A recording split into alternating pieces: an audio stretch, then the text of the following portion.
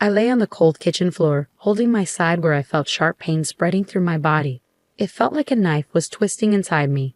My 7-year-old daughter, Lily, stood nearby, her small face showing how scared she was. "Mommy, are you okay?" Lily's voice shook, barely louder than a whisper. I tried to sound calm despite the pain. "I'll be fine, honey, just a bad stomach ache," I lied, trying to hide how serious it was. Footsteps echoed through the hallway as my husband David appeared in the doorway. His face showed annoyance instead of concern. He was ready for his trip, holding his suitcase. "What's going on, Evelyn? Why are you on the floor?" David asked, sounding annoyed. "I think it's appendicitis, David. It's really bad. We need to go to the hospital," I managed to say, each word hurting me. He scoffed. "Appendicitis? You're probably overreacting. It's likely just indigestion." "But David, I really think—" My words were cut off by a sharp pain, making me wince. David checked his watch, clearly impatient. "I can't miss this trip with Rachel. Just call a taxi or something." I couldn't believe it. "David, I can't even move. Lily's here. I need you," I begged, desperation in my voice. He shook his head, not caring. "I'm sure it's nothing. Call if it gets worse." And with that, he left, his suitcase trailing behind him. I was left alone in pain with Lily. Lily's small hands found mine, her tears matching my own. "Mommy, don't be sick. You have to be okay." I gathered what little strength I had and pulled Lily close. "I'm here, darling. Mommy's here." With David gone, I knew I had to act. With shaking hands, I grabbed my phone and called the only person I knew I could count on, my brother Michael. The phone rang, its sound piercing the quiet kitchen. "Hello," Michael's voice came through, a beacon of hope. "Michael, it's Evelyn. I need help. I think it's appendicitis. I can't move and Lily is scared," I managed to say, each word a struggle. There was a brief silence, then Michael's voice, calm and steady. "I'm on my way. Hold tight, Evelyn. I'll be there soon." Leaning against the cold tile floor, I closed my eyes, trying to endure the pain. Lily nestled close to me, a small comfort in the midst of turmoil. In that moment, a determination grew inside me. David's abandonment during my crisis wouldn't be forgotten. It was a deep hurt, a betrayal that marked a turning point. As I waited for Michael, one thing became clear. Things would change. In the hospital bed later, surrounded by sterile walls and beeping machines, a sense of calm settled in. The surgery for my appendicitis went well, but David's emotional absence still stung.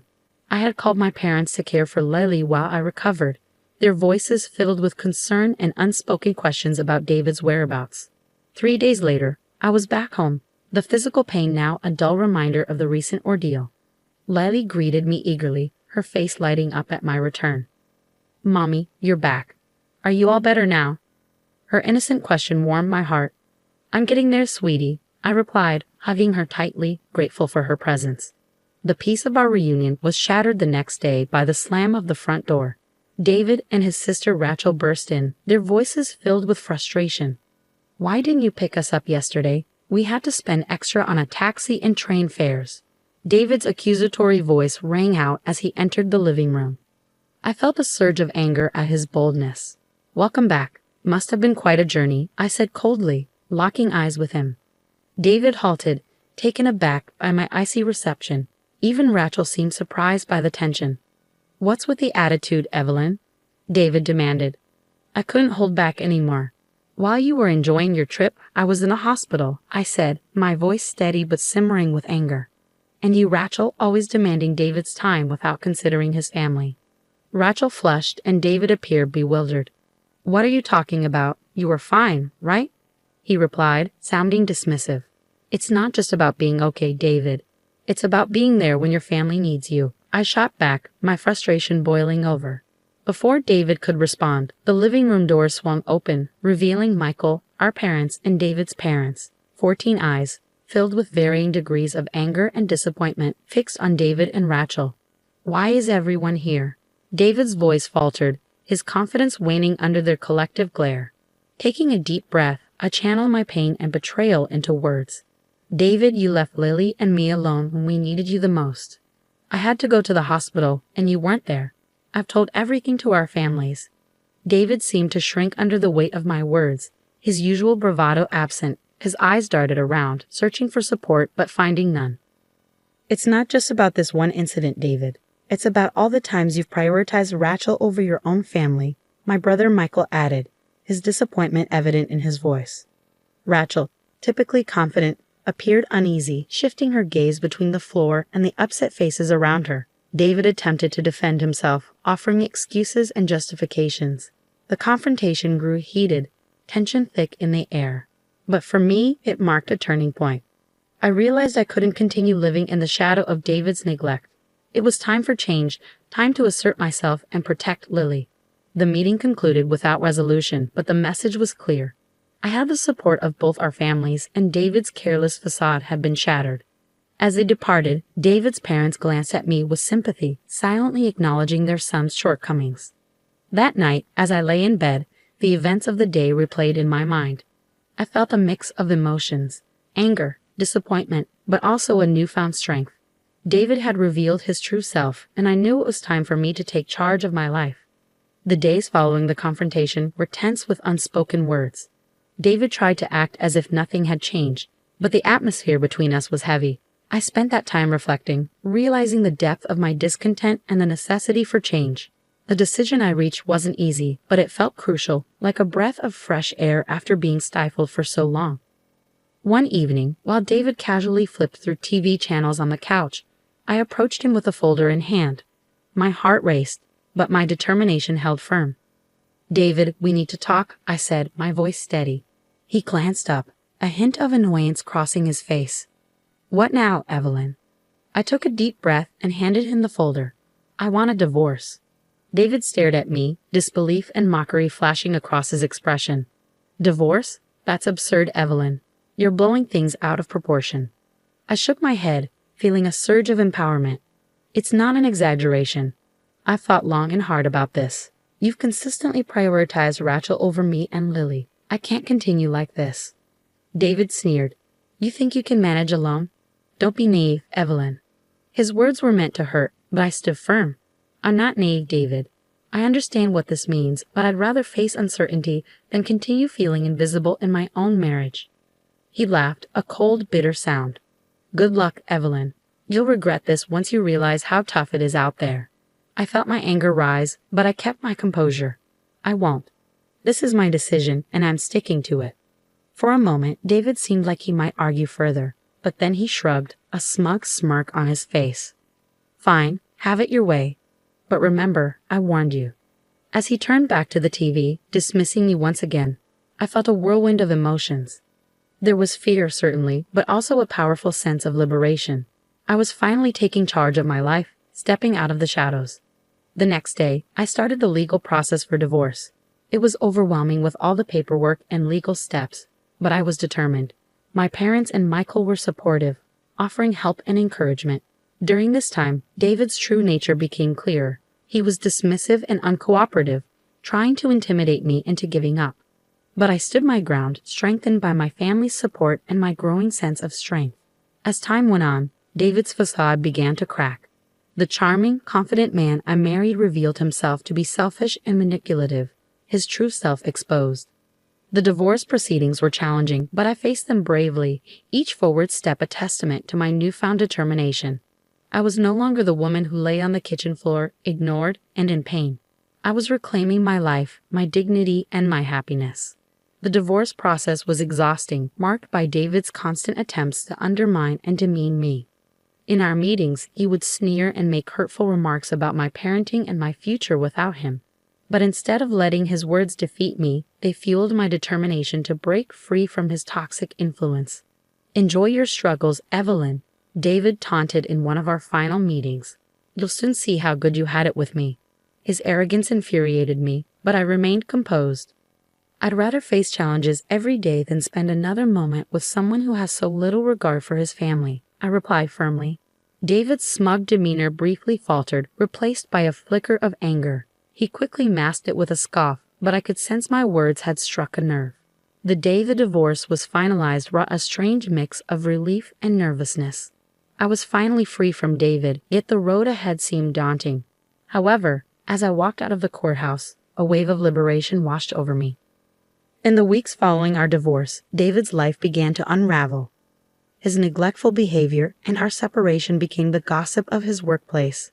Colleagues who had once admired him now looked at him with pity and disdain. His charming facade had crumbled, exposing the pettiness and selfishness beneath. News of our divorce spread throughout our community, largely due to my cousin, who was well connected in our neighborhood. David, who had always cared deeply about his image and reputation, found himself the subject of hushed conversations and judgmental stares. Rachel also faced criticism. Her role in our marital problems was now public knowledge, and friends and neighbors began to regard her with suspicion and disapproval. The bond she had with David, once unbreakable in her eyes, now seemed strained and uneasy. One evening, while picking up Lily from school, I overheard a heated argument between David and Rachel outside their house. Their voices dripped with blame and resentment. "It's your fault we're in this mess, Rachel," David yelled, his frustration palpable. "How dare you blame me? You're the one who couldn't hold your family together." Rachel shot back, her voice filled with anger. Their argument was a stark contrast to the united front they once presented. The discord sowed by their actions had finally come to fruition, and now they were facing the consequences. As I walked away with Lily, I felt a sense of vindication. David and Rachel were now grappling with the results of their selfish choices. It was a tough lesson, but one they had brought upon themselves. That night, as Lily slept peacefully in her room, I sat by the window reflecting on the past few months. The journey had been challenging, but it had brought me to a place of strength and self-respect. I had fought for my dignity and for Lily's future. Although the future was uncertain, I felt prepared to confront it with newfound confidence. In the aftermath of the divorce, life settled into a new rhythm, one that was quieter yet more fulfilling. The weight of my unhappy marriage had lifted, replaced by a newfound sense of independence. I began rebuilding my life step by step, with Lily by my side. My first priority was finding a job. The gap in my resume from years spent focusing on motherhood was a concern, but I was determined. After several interviews, I secured a position at a small accounting firm. The firm, led by a supportive woman who valued working mothers, offered a flexible and understanding environment. It was an ideal fit for me. Lily embraced the changes with the resilience that only children possess. She started kindergarten, making new friends and eagerly diving into learning. Her laughter and lively conversations filled our home with happiness, a stark contrast to the tense atmosphere of the past. Yet despite these positive changes, reminders of my past with David lingered. One afternoon, while dropping Lily off at school, I overheard a group of parents whispering, "That's her, Evelyn. Her husband left her because he couldn't stand being around her anymore," one of them said. Their words stung, but I held my head high. The gossip and judgment were small prices to pay for the freedom and peace I now had. Meanwhile, David's life continued to unravel. His pride took a significant hit, and his once flawless reputation was now tarnished. I heard from mutual acquaintances that he had moved back in with his parents, a fact he tried to conceal but eventually became known. Rachel's situation wasn't any better.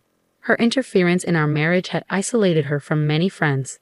The once close siblings were now barely on speaking terms, their relationship strained by blame and regret. As for me, I found solace in the unwavering support of my family. My brother Michael had moved closer to us, his presence a constant source of comfort. My parents showered Lily with love, their affection soothing the wounds of the past. One day, while savoring coffee in my kitchen, I reflected on the journey I had endured, the pain, the struggle, and ultimately, the liberation. It had all brought me to this moment of peace. I hadn't just survived. I had emerged stronger and more self-assured. The doorbell interrupted my thoughts. Opening it, I found David standing there, wearing a look of defeat. "Evelyn, I'm sorry. I didn't realize what I had until it was gone," he said, his apology, though belated, validating my decision. "Thank you, David," I replied gently, "but it's too late. I've moved on." As I closed the door on David and the life we once shared, a sense of closure washed over me. That chapter of my life had ended, and a new one was beginning.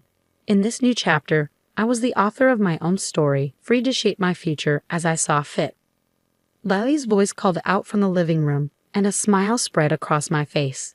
I walked towards her, eager to embrace the life that lay ahead, a life brimming with possibilities and hope.